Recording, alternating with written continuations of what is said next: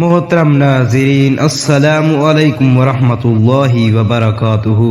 مرنے کے بعد روح کیسے تڑپتی ہے؟ رسول اللہ صلی اللہ علیہ وسلم نے فرمایا، میت پر سب سے زیادہ سخت حالت اس وقت ہوتی ہے۔ بسم اللہ الرحمن الرحیم۔ انسان اپنی زندگی میں بہت سے کام محض اپنی لذت یا خواہش کو پورا کرنے کے لیے کرتا ہے، جس کی وجہ سے یا تو اس کا پیسہ برباد ہوتا ہے یا صحت برباد ہوتی ہے۔ موت کو یاد رکھنے والے کی خواہشات کم ہوتی ہیں۔ کسی کے بارے میں نبی کریم صلی اللہ علیہ وسلم نے فرمایا، لذتوں کو ختم کرنے والا موت کو کثرت سے یاد کرو۔ بارگاہ رسالت میں عرض کی گئی کہ کون سا مومن زیادہ عقل مند ہے، تو آپ صلی اللہ علیہ وسلم نے ارشاد فرمایا، موت کو کثرت سے یاد کرنے اور موت کے بعد کے لیے اچھی تیاری کرنے والے یہی لوگ زیادہ سمجھدار ہیں۔ ہر شخص کی جنتی زندگی مقرر ہے، اس میں نہ زیادہ ہو سکتی ہے نہ کمی۔ جب زندگی کا وقت پورا ہو جاتا ہے، اس وقت حضرت اسرائیل علیہ السلام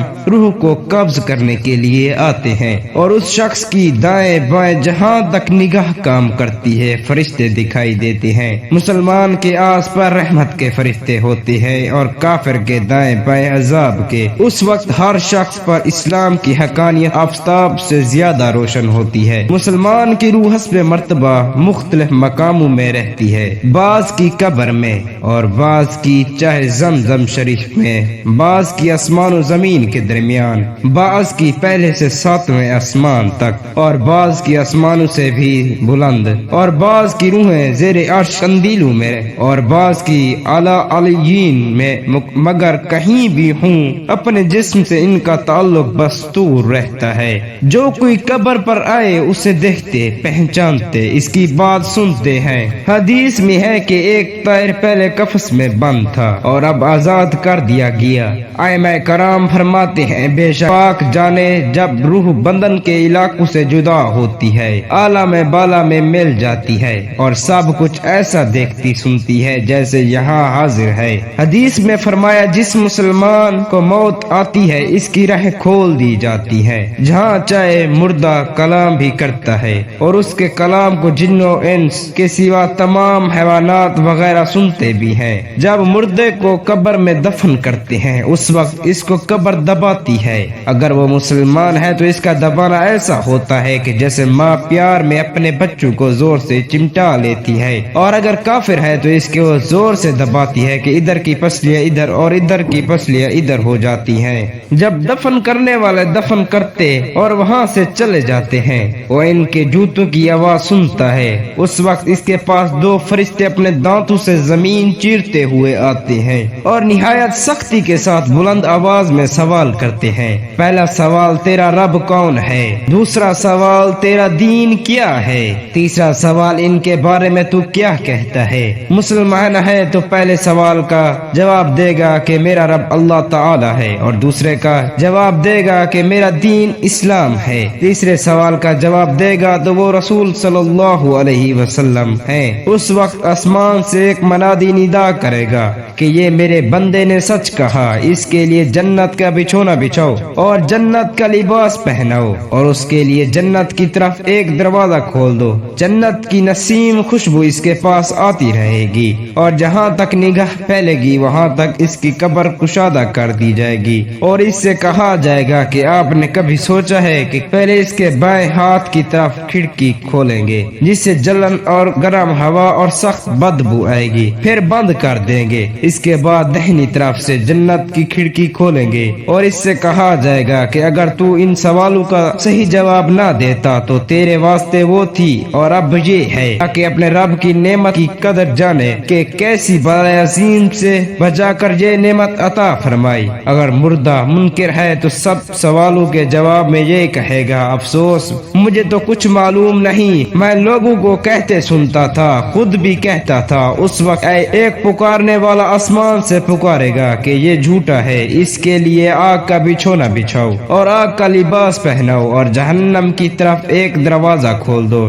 اس کی گرمی کی لپیٹ اس کو پہنچے گی، اور اس پر عذاب دینے کے لیے 2 فرشتے مقرر ہوں گے جو اندھے اور بہرے ہوں گے۔ ان کے ساتھ لوہے کا گرز ہوگا کہ پہاڑ پر اگر مارا جائے تو خاک ہو جائے گا۔ اس ہتھوڑے سے اس کو مارتے رہیں گے، سانپ اور بچھو سے عذاب پہنچاتے رہیں گے۔ اعمال اپنی مناسب شکل پر منتقل ہو کر کتا یا بھیڑیا یا اور شکل کے بدن میں اس کو عذاب پہنچائیں گے، اور نیکو کے اعمال حسنہ مقبول و محبوب صورت پر منتقل ہو کر انس دیں گے۔ نبی کریم صلی اللہ علیہ وسلم نے فرمایا، موت کو کثرت سے یاد کیا کرو کیونکہ وہ گناہوں کو زائل کرتی ہے اور دنیا سے بے رغبتی پیدا کرتی ہے۔ سیدنا حسن بصری رحمۃ اللہ علیہ فرماتے ہیں، جس نے موت کی یاد کو دل میں بسا لیا تو دنیا کی ساری مصیبتیں اس پر آسان ہو جائیں گی۔ ایک خاتون نے ام المؤمنین حضرت عائشہ صدیقہ رضی اللہ تعالی عنہا کی بارگاہ میں دل کی سختی کی شکایت کی تو آپ نے فرمایا، موت کو کثرت سے یاد کیا کرو، تمہارا دل نرم ہو جائے گا۔ ناظرین، حضور صلی اللہ علیہ وسلم نے فرمایا، موت کے بعد روح کیسے پکارتی ہے؟ موت کو سب سے زیادہ درد کب ہوتا ہے؟ مرنے کے بعد کا منظر کیسا ہوتا ہے؟ جانیے اس ویڈیو میں۔ حضرت زید سے روایت ہے کہ نبی کریم صلی اللہ علیہ وسلم نے فرمایا کہ میت پر سب سے زیادہ سخت حالت اس وقت ہوتی ہے جب کہ غسل دینے والا اس کو نہلانے کے لیے آتا ہے، اس کی انگلی سے انگوٹھی کو اتارتا ہے، جسم سے لباس اتارتا ہے، سر سے امامہ جدا کرتا ہے، اس کی روح بے چین ہو کر فریاد کرتی ہے، جس کی آواز جن و انس کے سوا سب سنتے ہیں، اور کہتی ہے، اے ہلانے والے، تجھ کو خدا کی قسم میرے کپڑے بہت نرمی سے اتارو کیونکہ ملک الموت کی پنجے کے تکلیف سے مجھے پوری طور پر ابھی آرام نہیں ملا۔ پھر جب اس کو تختی پر لٹا کر اس پر پانی ڈالا جاتا ہے تو روح چلاتی ہے، اے ہلانے والے، خدا کے واسطے میرے جسم کو قوت سے ہاتھ نہ لگا کیونکہ وہ جان کنی کی سختی سے زخمی اور چوڑو چور ہو رہا ہے۔ پھر جب نہلا کر اس کو کفناتے ہیں اور پاؤں کی طرف سے باندھ دیتے ہیں تو روح کہتی ہے، اے غسل دینے والے، خدا کے لیے ابھی سر کی طرف سے میرے کفن میں گرا نہ لگانا تاکہ میرے بیوی بچے اور تمام رشتہ دار دنیا میں آخری بار میری صورت دیکھے، کیونکہ آج میں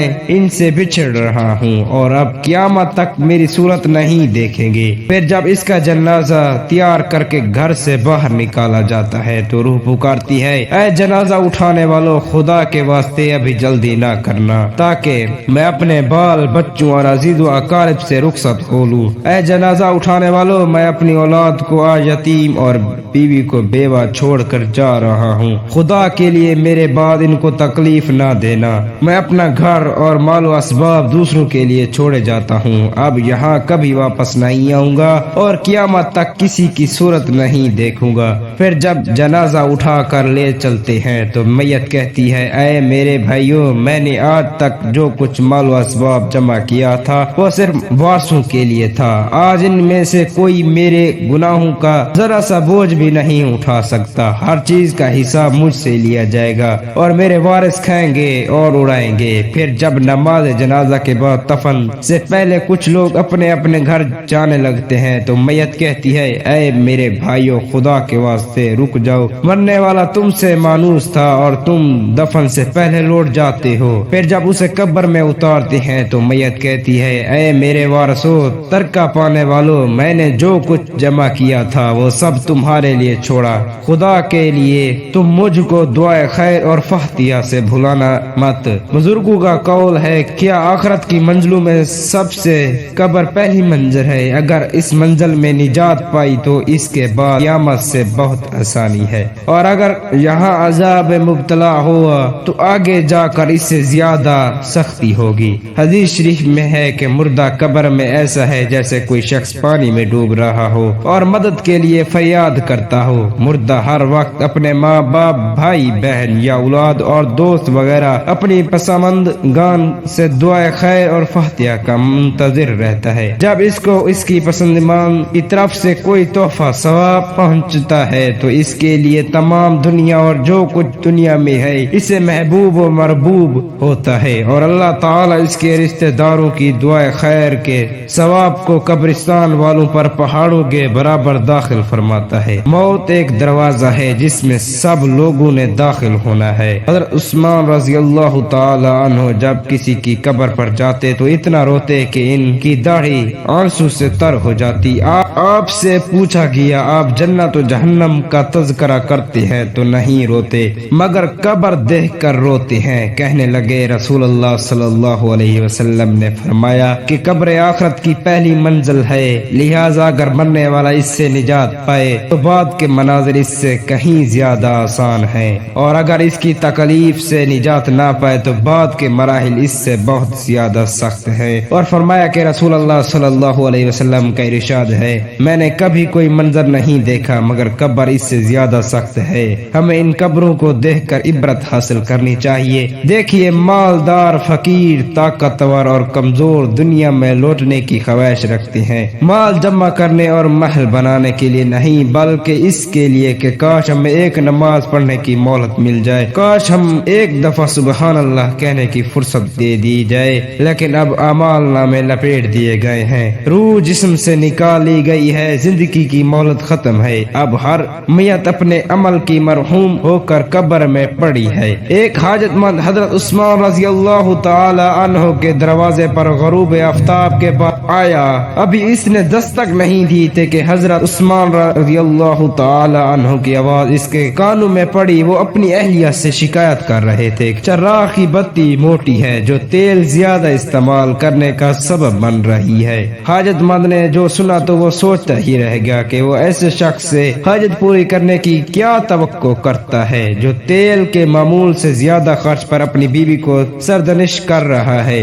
اس نے ارادہ کیا کہ حاجت بیان کر کے دیکھو، شاید میری کچھ امداد کریں۔ دستک سن کر حضرت عثمان غنی رضی اللہ تعالی عنہ باہر آئے۔ حاجت مند نے اپنی حاجت بیان کی اور لہجے میں زیادہ زور دیتے ہوئے کہا کہ ضرورت کچھ زیادہ ہی ہے۔ حضرت عثمان غنی رضی اللہ تعالی عنہ نے اس شخص کا ہاتھ تھاما، بستی سے باہر لے گئے جہاں آپ کا سامان تجارت تعداد میں رکھا ہوا تھا۔ فرمایا، یہ سب تیری نظر میں ہے، کیا اس سے تمہاری ضرورت پوری ہو جائے گی؟ وہ شخص حیران ہو کر ہکا بکا رہ گیا۔ چنانچہ اس نے عرض کیا، حضرت یہ سب کچھ میری ضرورت سے زیادہ ہے۔ امیر المومنین نے فرمایا، مجھے خوشی ہے کہ یہ تمہاری ضرورت سے کم نہیں۔ اس شخص نے کہا، اے حضرت ایک بات بتائیے، چراغ کی بتی کی قدر موٹی ہو جانے پر آپ اپنی زوجہ محترمہ کو سرزنش کہہ رہے تھے، حالانکہ چراغ اس قدر روشنی رکھنے میں شاید صرف 1 درہم کا تیل استعمال نہ ہوتا،